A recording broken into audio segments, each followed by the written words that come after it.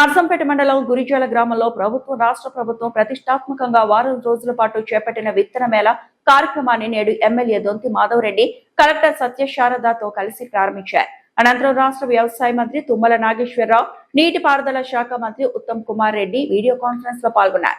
ఈ సందర్భంగా ఎమ్మెల్యే మాట్లాడుతూ ఎలినినో ప్రభావంతో దేశవ్యాప్తంగా ముఖ్యంగా తెలంగాణలో వర్షపాతం తక్కువగా ఉండే అవకాశం ఉందని, దీంతో రైతులు జాగ్రత్తగా ఉండాలని సూచించారు. మెట్ట పంటలు వేయాలని కోరారు. తెలంగాణ ప్రభుత్వం ఈ ఖరీఫ్ సీజన్ లో 7 రకాల వరి ధాన్యాలను సూచించిందని, ఈ రకాలను మాత్రమే క్వింటాలకు 500 రూపాయల బోనస్ వర్తిస్తుందని తెలిపారు.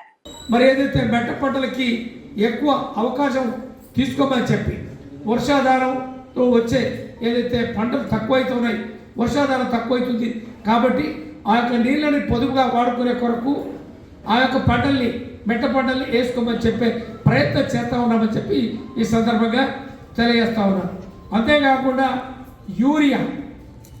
యూరియా ఏదైతే ఎక్కువ వాడుతూ ఉన్నారు, మరి ఏదైతే యూరియాని తక్కువ వాడే ప్రయత్నం చేయమంటా ఉన్నాం.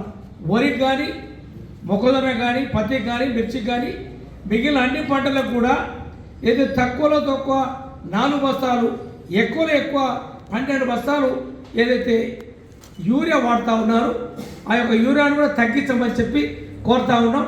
వ్యవసాయ శాఖ వాళ్ళు ఎంతైతే రికమెండ్ చేస్తారో ఆ రికమెండేషన్ దాంట్లోనే మీరు ఆ యొక్క పాలని సమపాలనలో ఏర్పాటు చేసుకుని 1 దఫా, 2 దఫా, 3 దఫా, 4 దఫాలుగా విభజించుకొని దాన్నే వాడుకోమని చెప్తా ఉన్నాం.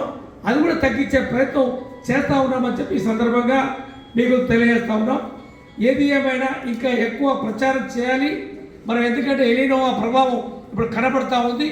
కాబట్టి వర్షాకాలం ఏదైతే వచ్చినప్పటికీ మరి అయితే ఋతుపవనాలు బలహీనపడి, మరి ఋతుపవనాలు ఏదైతే వర్షాలు లేకపోయినాయి కాబట్టి మరి రైతులు అప్రమత్తంగా ఉండి ఈ యొక్క వ్యవసాయాన్ని మరి సేద్యం చేసుకోవాలని చెప్పి ఈ సందర్భంగా మరిన్ని అప్డేట్స్ కోసం మా ఛానల్ని సబ్స్క్రైబ్ చేయండి.